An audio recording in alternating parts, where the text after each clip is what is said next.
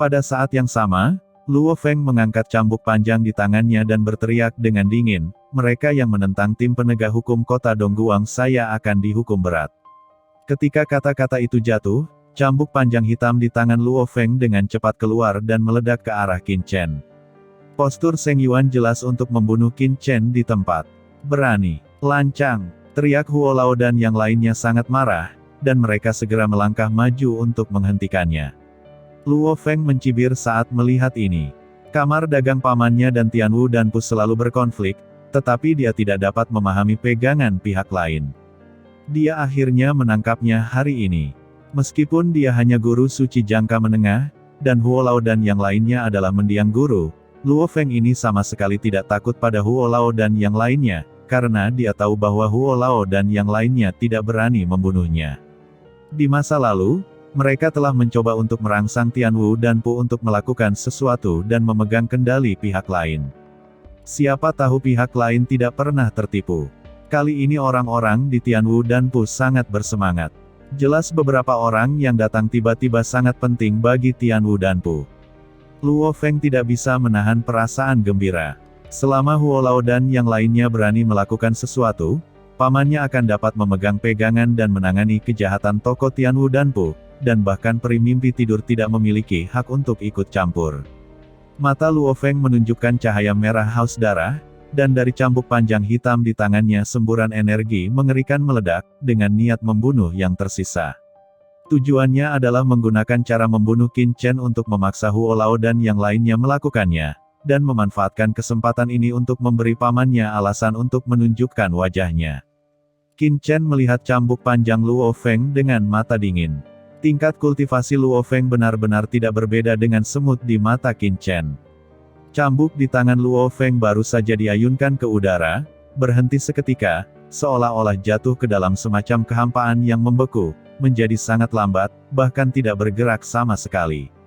Luo Feng telah tinggal di kota Dongguang selama puluhan ribu tahun. Tentu saja, dia bukan orang tanpa ilmu. Ketika dia melihat pemandangan ini, dia tahu bahwa dia dipenjara oleh kekuatan gaib yang diperlihatkan oleh pihak lain. Dia terkejut dan kehilangan ekspresinya. Bahkan peri mimpi tidur, wakil penguasa kota Dongguang yang mahir dalam hukum ruang angkasa, tidak dapat sepenuhnya memenjarakan serangannya dengan mudah. "Kamu," dia berseru, tetapi sebelum dia bisa mengucapkan kata-kata ini, dia melihat sebuah kaki besar menendang dadanya. Dia ingin menghindarinya, tapi dia tidak bisa menghindarinya. Bahkan jika dia ingin jatuh sekarang, dia tidak bisa. Luo Feng melonjak ke udara, dan meledak menjadi awan darah di udara. Dia bahkan tidak meninggalkan jiwa yang tersisa. Para prajurit di sekitar menarik napas. Apa yang mereka lihat? Keponakan wakil tuan kota Luo dari kota Dongguang terbunuh oleh satu tendangan. Semua orang dikejutkan oleh kekuatan kaki Qin Chen. Mereka dikejutkan tidak hanya oleh kekuatan Qin Chen, tetapi juga oleh keberanian Qin Chen untuk membunuh keponakan wakil tuan kota Luo di kota Dongguang. Huo Lao dan yang lainnya juga tercengang, tidak pernah menyangka Qin Chen begitu kejam sehingga dia akan membunuh jika dia mengatakannya. Tapi Murong Bingyun menghela nafas lega saat melihat pemandangan ini. Qin Chen masih Qin Chen. Dia selalu begitu kejam. Meski orang terlihat sangat tidak menyenangkan, itu hanya untuk melegakan napas. "Tuan Luo," teriak kapten tim penegak hukum lainnya yang menghentikan Qin Chen dan yang lainnya tidak lagi berminat untuk menghentikan Qin Chen dan yang lainnya. Mereka semua mengatakan sesuatu dengan ngeri. Melihat Qin Chen dengan kaget, seseorang menunjuk ke arah Qin Chen dan bergumam, "Sudah berakhir, kamu sudah berakhir." Saat berbicara, orang-orang ini dengan cepat mengirimkan pesan satu demi satu, tetapi tidak berani menghentikan Qin Chen sama sekali.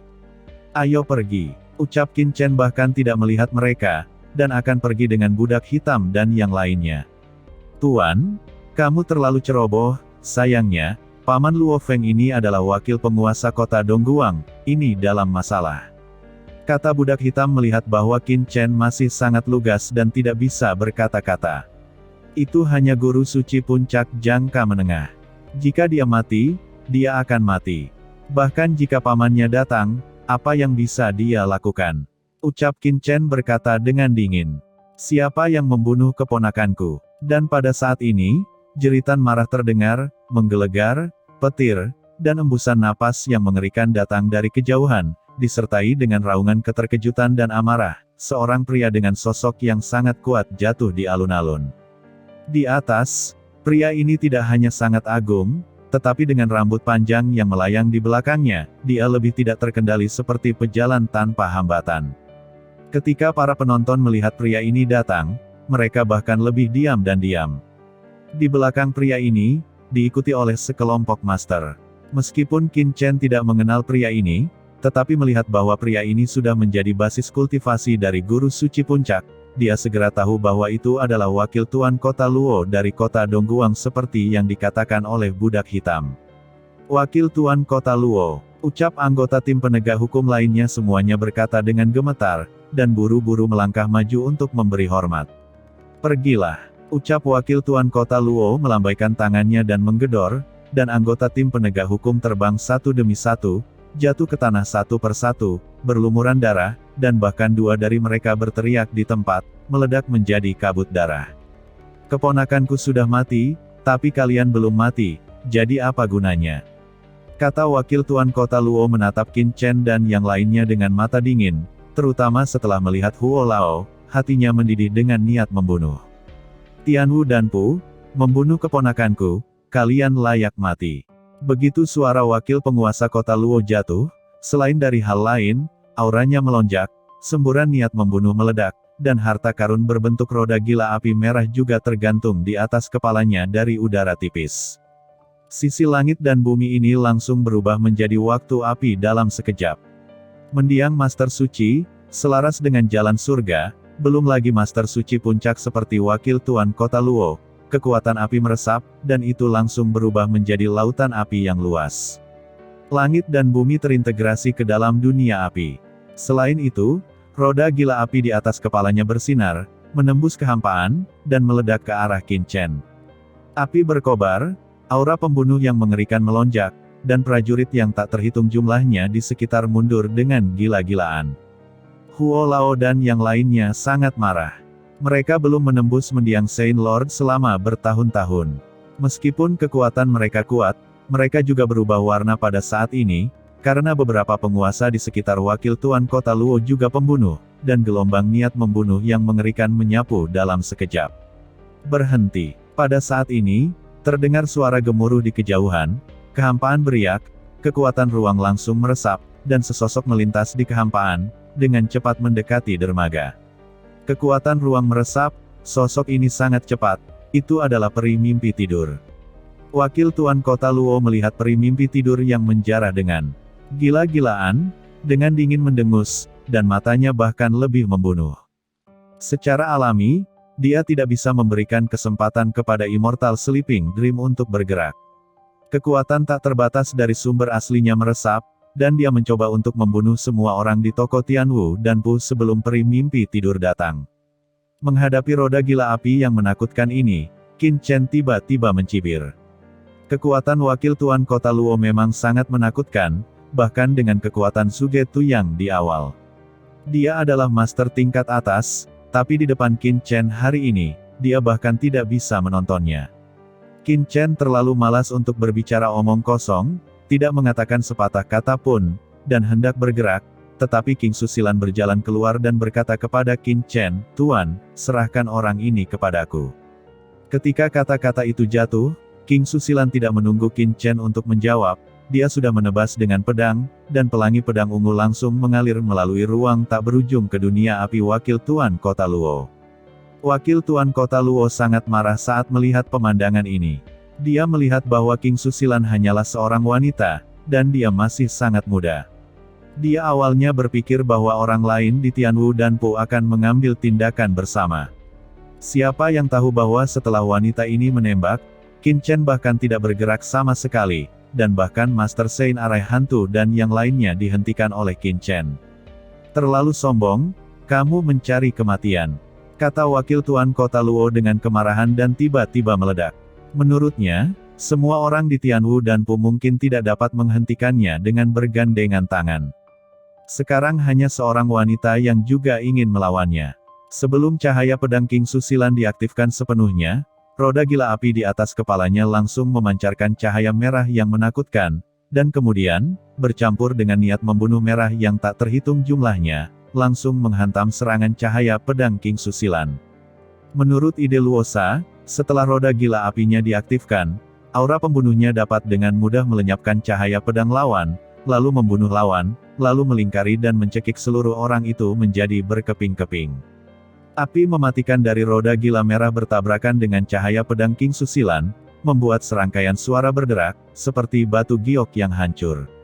Setelah tabrakan cahaya pembunuh dan pedang itu, cahaya pedang dan roda gila benar-benar bertabrakan satu sama lain, membuat raungan yang menakutkan. Luosa hanya merasa pikirannya terkejut. Sein Yuan-nya tampak berfluktuasi.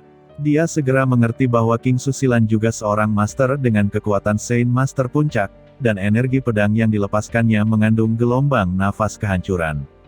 Dalam keterkejutan dan kemarahannya, dia bahkan tidak memikirkannya. Dia segera ingin mengorbankan perisai pertahanannya, tetapi sebelum dia mengeluarkan perisai itu, dia merasakan beberapa suara berderit samar di sekelilingnya lagi. Suaranya sangat kecil, tapi Luosa bisa mendengarnya dengan jelas. Segera, ekspresi Luosa berubah drastis. Dia langsung mengerti bahwa jalan apinya telah retak.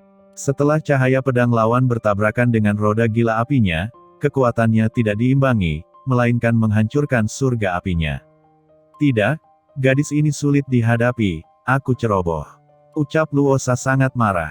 Setelah dia memahami kebenaran ini, dia segera ingin mundur, tetapi kemudian dia merasa bahwa pengebirian retret melambat, dan dia tampaknya tertahan, dan serangkaian ki pedang yang tak terlihat bertahan.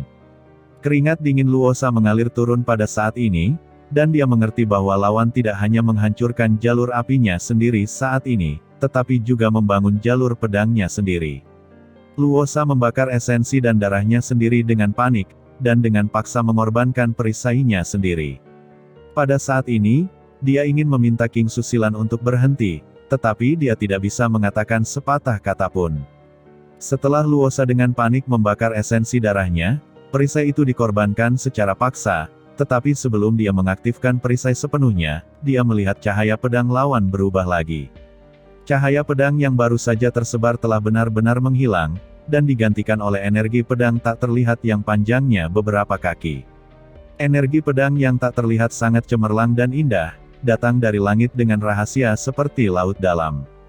Baru saja Luosa sombong di depan Qin Chen, membuat King Susilan sangat kesal. Ketika Qin Chen membunuh Luo Feng sebelumnya, dia tidak punya waktu untuk melakukannya. Kali ini dia secara alami tidak akan membiarkan tuannya melakukannya lagi. Tuannya, yang bisa melawan yang mulia. Guru suci puncak seperti itu, tidak layak untuk melawan guru. Saat ini, semua prajurit di sekitar hanya bisa melihat cahaya pedang dan aura pembunuh api merah, tapi tidak bisa melihat gerakan di dalamnya. Ketika cahaya pedang tak terlihat keluar, mereka akhirnya melihat dengan jelas aura pedang yang indah. Satu-satunya hal yang terasa tidak indah adalah Luosa, dia adalah Master Suci Puncak, tentu saja dia tidak akan bingung dengan niat membunuh yang tak terlihat ini. Tapi sesaat, cahaya pedang tak terlihat sudah tiba di depan matanya. Luosa terkejut dan tidak peduli dengan hal lain. Perisai itu langsung memblokir jalan cahaya pedang. Cahaya pedang menghancurkan perisai saat ini, dan kemudian memunculkan tenda darah. Luosa terbang terbalik ratusan meter dan kemudian dengan paksa menghentikan tubuhnya. Perisai yang dia korbankan tadi telah terbelah dua dan jatuh ke tanah. Noda darah yang dalam mengenai bahu kirinya dan turun langsung ke pahanya. Dia menatap King Susilan dengan ngeri. Dia tidak bisa mempercayainya. Dalam waktu sesingkat itu, dia telah dikalahkan oleh pihak lain. Wanita muda dan tidak masuk akal di depannya terlalu kuat, kecuali penguasa kota. Seluruh kota Dongguang tidak ada yang bisa melukainya dengan serius dalam waktu sesingkat itu. Pada saat ini, peri mimpi tidur juga datang ke alun-alun dermaga. Menonton adegan ini dengan tidak percaya, wakil penguasa kota Luosa, yang bahkan lebih tinggi darinya, terluka parah dan dipukul mundur dalam sekejap. Siapa orang-orang itu? Tiba-tiba, tatapannya terfokus pada Qin Chen, dan dia merasakan aura yang sangat familiar. Tuan, maaf, murid itu gagal membunuhnya. Ketika ada tangisan, Perisai yang rusak jatuh, dan suara itu menyebar jauh di alun-alun.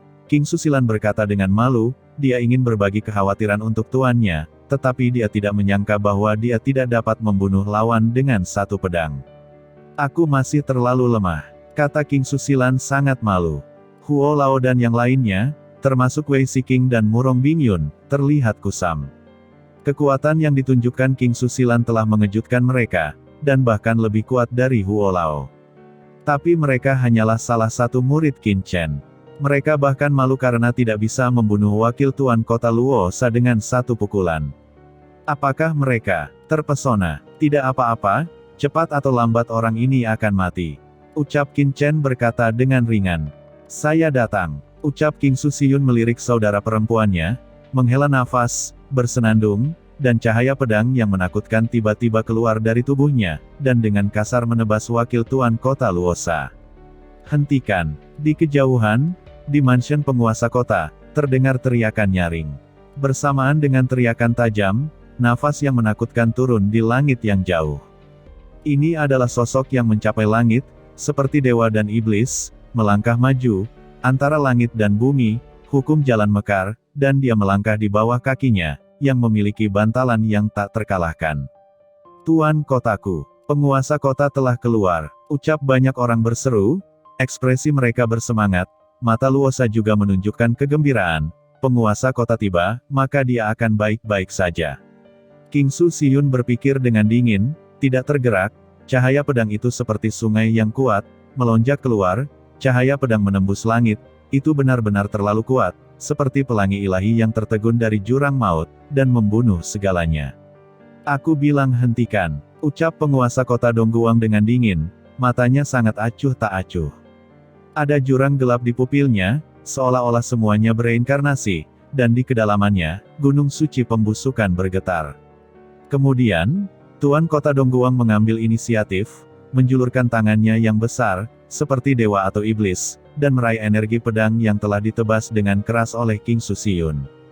Energi pedang melesat ke langit, gelombang kejut yang mengerikan menyapu, dan awan jamur yang menakjubkan muncul. Di sekitar dermaga kota Dongguang, rune tak berujung muncul. Itu adalah rune abadi yang ditanam di sini, mengguncang langit, bersinar, dan memperbaiki kekosongan, untuk menjaga dermaga tetap utuh dan menahan guncangan ini. Namun meski begitu, banyak orang masih tak terbendung di bawah keterkejutan ini. Satu persatu mereka mundur dengan gila-gilaan, bahkan ada yang tidak tahan dan muntah darah di tempat.